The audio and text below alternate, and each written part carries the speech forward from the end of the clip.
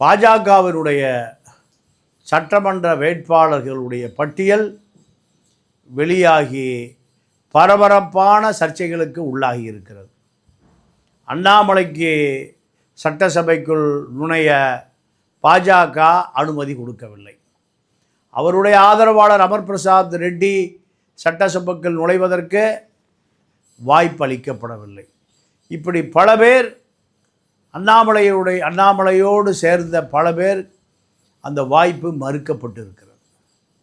இதையெல்லாம் வைத்து பார்க்கிற பொழுது ஒருவேளை பாஜகவில் ராகவனுடைய அணி, ராகவனுடைய தலைமையில் உள்ள ஒரு குழு டெல்லி பாஜகவை, ஆர்எஸ்எஸ் தலைமையகத்தை ஆளுமை செலுத்துகிறது என்று எடுத்துக்கொள்ள வேண்டியிருக்கிறது.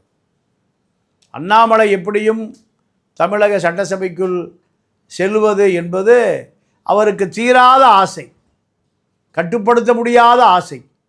இந்த கட்டுப்படுத்த முடியாத ஆசை காணல் நீராய் போன பிறகு எனக்கு அண்ணாமலை ஆதரவாளர்களுக்கு மறுக்கப்பட்ட அந்த சட்டமன்ற வேட்பாளர் பட்டியல், ராகவனுடைய ஆளுமை டெல்லி பாஜக ஆர்எஸ்எஸிடம் பெரிய அளவில் அவர் இந்த பட்டியலை, அண்ணாமலை பட்டியலை, அமர் பிரசாத் ரெட்டி பட்டியலை முடிந்தவரை தவிர்த்திருக்கிறார் என்று எடுத்து கொண்டிருக்கிறார் அண்ணாமலை.